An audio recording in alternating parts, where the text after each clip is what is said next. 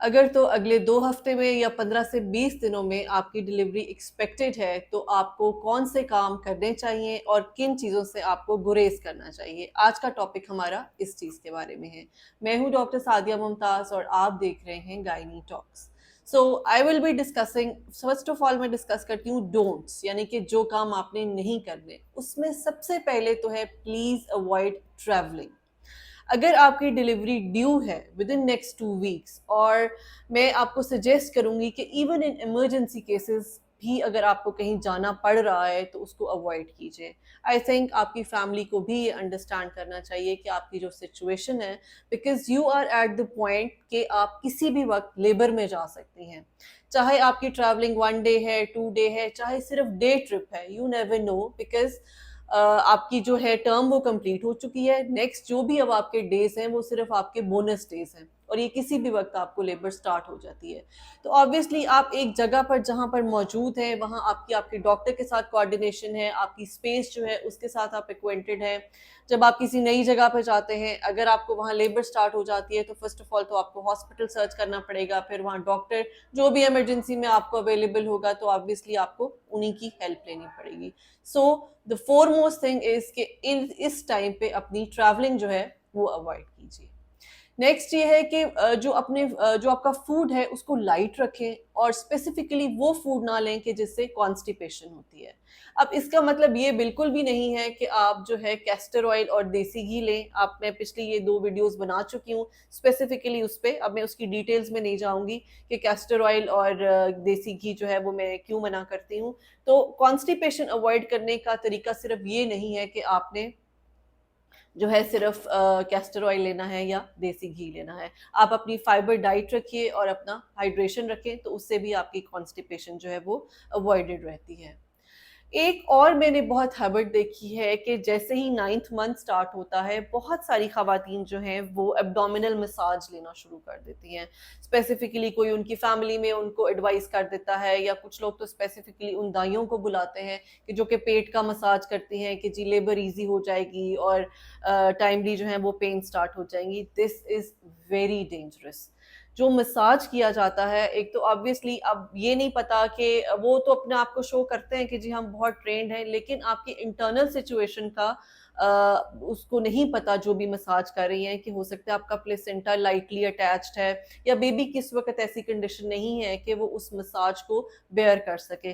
कई दफ़ा ऐसा देखा गया है कि जो आंविल है, जो प्लेसेंटा है, जब मसाज किया जाता है तो वो इतनी जोर से किया जाता है कि कई दफ़ा वो प्लेसेंटा फट जाता है या वो अपनी जगह से हिल जाता है, और उसके बाद या तो आपको बहुत ज़्यादा ब्लीडिंग शुरू हो जाती है, कई दफ़ा वो ब्लीडिंग बाहर आ जाती है, कई दफ़ा वो पेट में कलेक्टेड होती रहती है, and even this can and up in a disaster. वो आपके बेबी को भी बहुत बुरी तरह से अफेक्ट कर सकती है।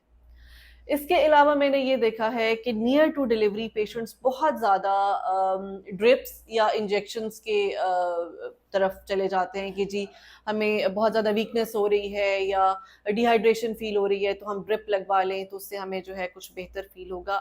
ये ड्रिप की जो साइकी है ना, ड्रिप ये है कि आप 4 ग्लास ORS के पानी पिए, या आप एक ड्रिप लगवाते हैं, तो they have the same benefit. और ड्रिप वही है कि आपने ड्रिप लगवाई, उसके बाद आप वॉशरूम जाते हैं, यूरिनेट करते हैं, वो ड्रिप निकल जाती है। उससे बेहतर है कि आप घर में बैठ के ORS पी लें, तो उसमें भी उतनी ही नमकियात और उतनी ही एनर्जी है जो कि आपको ड्रिप से मिलेगी। उसके अलावा जो आपकी डॉक्टर हैं जिनको आप फॉलो कर रही हैं, जिनके पास आप जा रही हैं, उसके अलावा प्लीज इधर उधर से कहीं से अपने इंटरनल एग्जामिनेशंस ना कराएं। ये भी मैंने देखा है कि एक पेशेंट जो खातून है, जो हामला खातून है, वो ऑफ एंड ऑन कभी किधर से चेकअप करा लिया, कभी किधर से चेकअप करा लिया। जितनी ज्यादा आप इंटरनल एग्जामिनेशन कराएंगे, आप इन्फेक्शन इंट्रोड्यूस करा रहे हैं अपनी बॉडी में, जो कि आपके लिए और आपके बच्चे के लिए बहुत हद तक डेंजरस हो सकता है। यहाँ तक कि ऐसा भी देखा गया है कि जो इनएक्सपीरियंस लोग हैं, या अगर किसी को प्रॉपरली स्टेरिलाइजेशन जो है उसको अडाप्ट करके एग्जामिनेशन नहीं किया जा रहा, तो और उस टाइम पे जो बेबी मेम्ब्रेन्स हैं वो अगर फट जाती हैं, तो इन्फेक्शन जो है बेबी के अंदर चला जाता है, बिकॉज बैग फट गया है। अब जो एक सेफ्टी वॉल थी वो हट गई हुई है, तो अब इन्फेक्शन जहाँ से भी है वो अंदर जा सकता है।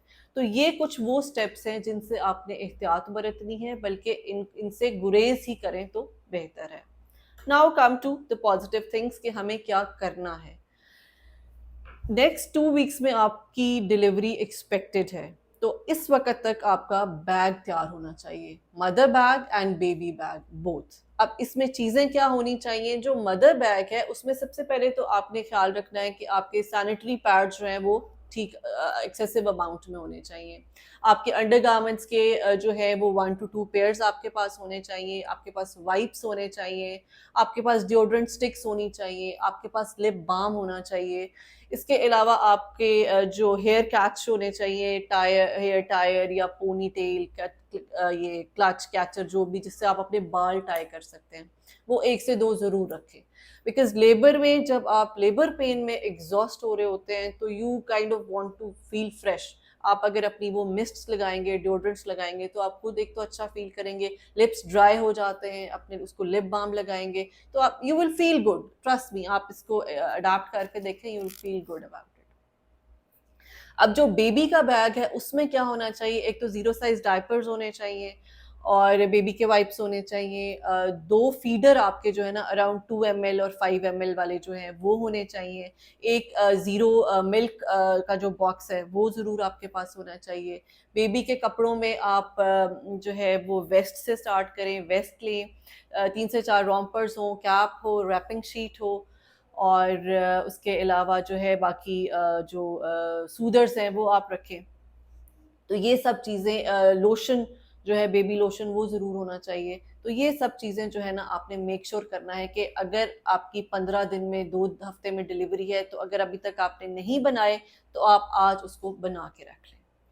नेक्स्ट हम अगले स्टेप पे आते हैं कि आपने क्या करना है, कि आपने फूड क्या लेना है। फूड जैसे कि मैंने पहले बताया कि आपने लाइट फूड लेना है और जो है जो इजीली डाइजेस्टेबल हो और जो कॉन्स्टिपेशन ना करे। इसके अलावा फ्रूट्स में मैं 38 वीक्स के बाद एडवाइस करती हूँ कि प्लीज़, खैर डेट्स तो मैं 9th मंथ से पहले ही कह देती हूँ कि 2 खजूरें सुबह, 2 दोपहर, 2 शाम। एक स्टडी की गई थी जिसमें ये देखा गया कि 84% of ladies they delivered spontaneously and उनकी बहुत अच्छी प्रोग्रेस हुई, जो कि 2 खजूरें सुबह, दोपहर, शाम 8th मंथ में लेना शुरू कर चुकी थी। इसके अलावा 38 वीक्स में आप पपाया ले सकती हैं, आप पाइनएप्पल ले सकते हैं, आप इंजीर ले सकते हैं। ये वो चीज़ें हैं जो आपकी सर्विक्स की सॉफ्टनिंग में और आपकी लेबर को बहुत अच्छा प्रोग्रेस करेंगी। आपने पानी ज़्यादा पीना है, प्लीज़ कम से कम 10 से 12 ग्लास पानी ज़रूर पिएं। अपने आप को मोबिलाइज्ड रखिए और बच्चे की जो मूवमेंट है उसका आपने ख़ास ख्याल रखना है। बच्चे की मूवमेंट जो है वो कम से कम 10 से 12 दफ़ा दिन में आपको ज़रूर हो जानी चाहिए। अगर आपको लग रहा है कि बच्चे की मूवमेंट कम हो रही है, then this is the point, this is the time that you should discuss with your doctor. उसके अलावा आपने अपने बीपी की जो है वो मॉनिटरिंग ज़रूर रखनी है। जैसे कि मैं अपनी मोस्टली वीडियोस में कह चुकी हूँ कि एक प्रेग्नेंट लेडी के घर में एक बीपी अपरेटिस और एक जो है शुगर मॉनिटर करने के लिए चीज़ें जो है वो ज़रूर होनी चाहिए। अगर आपका 9th मंथ है तो बेसिकली तो मैं आइडियली अपने पेशेंट्स को भी और वीडियोस में भी कहती रहती हूँ कि 9th मंथ में जो है टिल योर डिलीवरी आपकी डॉक्टर के पास 3 विजिट्स होने चाहिए। एक तो बिल्कुल जब 9th मंथ का स्टार्ट हो रहा है, क्योंकि उसमें हम सारे टेस्ट रिपीट करते हैं, ताकि अगर कोई प्रॉब्लम है तो भी हमारे पास कुछ टाइम है, हम उन चीज़ों को करेक्ट कर सकें। जैसे अगर आपका HB लो है, कोई और प्रॉब्लम है, तो हम उसको केटर आउट कर सकें। उसके अलावा ये है कि जो मिड का जो 38 वीक्स है उस पे एक विजिट ज़रूर कराते हैं, उस पे मैं एक स्कैन ज़रूर कराती हूँ। स्कैन के अकॉर्डिंग एक डॉपलर कराते हैं, उसमें ये देखते हैं कि बेबी की सिचुएशन कैसी जा रही है, बेबी का इंटरनल एनवायरनमेंट क्या बेबी के लिए अभी भी फिजिबल है, is the baby feeling good. तो अगर ये सब कुछ ठीक चल रहा है तो वी कैरी इट अलोंग। फिर जो लास्ट विजिट है, अगर तो 40 वीक्स तक, यानी जो कि आपकी एग्जैक्टली ड्यू डेट है, तब तक आपकी डिलीवरी नहीं हुई, तो फिर आप 40 वीक्स पे एक अपने डॉक्टर को विजिट करते हैं। उस पे आपका एक इंटरनल चेकअप, बल्कि वो तो खैर हम 38 वीक्स पे इंटरनल चेकअप करके भी थोड़ा सा हमें आइडिया हो जाता है कि एटलीस्ट अभी कितने दिन हैं आपकी लेबर में जाने के लिए। और उसमें हम थोड़ा सा सब इसको स्टिमुलेट भी कर देते हैं ताकि जो है वो लेबर स्टार्ट हो जाए। और फिर वही 40 वीक्स पे फिर अब हम ये डिसाइड करते हैं बेबी की कंडीशन के अकॉर्डिंगली, उसकी हार्ट बीट देखी जाती है, ग्रोथ, आपकी इंटरनल एग्जामिनेशन, कि क्या हमें ड्यू डेट वाले दिन ही आपको इंड्यूस कर देना चाहिए या हम अभी थोड़ा सा और टाइम ले सकते हैं कि आपकी जो लेबर है वो स्टार्ट होती है। एक और चीज जो मैं कहना चाहूंगी कि मैंने देखा है कि बहुत से लोग सिर्फ जो नेगेटिव ब्लड ग्रुप होता है उनको कहते हैं कि आपने अपना जो डोनर है वो अरेंज करना है। डेफिनेटली नेगेटिव ब्लड ग्रुप का तो सवाल ही पैदा नहीं होता कि अगर मदर का ब्लड ग्रुप नेगेटिव है और डोनर अरेंज नहीं करना। ये तो डॉक्टर के बिहाफ पे भी और पेशेंट के अपने बिहाफ पे भी एक बहुत बड़ा क्राइम है कि अगर लेबर के लिए, डिलीवरी के लिए, सी सेक्शन के लिए नेगेटिव ब्लड ग्रुप वाली खातून का ब्लड अरेंज नहीं है, लेकिन जिनके पॉजिटिव ब्लड ग्रुप भी है वो भी बेशक क्रॉस मैच ना कराएं, लेकिन जो भी आपका ब्लड ग्रुप है उसका कोई एक person, even if your HB is optimised, तो भी आपके पास कोई ऐसा डोनर जरूर होना चाहिए कि अगर खुदा न खास्ता इमरजेंसी जरूरत पड़ती है, because every pregnant patient can go into PPH. PPH यानी पोस्टपार्टम हेमरेज। ये इसका नाम आप सबने सुना होगा कि जो डिलीवरी के बाद एक मैसिव ब्लीडिंग होती है। मैं इस पे भी अभी एक फॉलो ऑन में वीडियो बनाऊंगी, लेकिन उस ब्लड लॉस को हमें जो है वो कॉम्पनसेट करने के लिए हमारे पास बिफोर डिलीवरी इतनी मैनेजमेंट होनी चाहिए, कोई ना कोई डोनर हमारे पास जरूर जो है वो स्टैंड बाय पे होना चाहिए।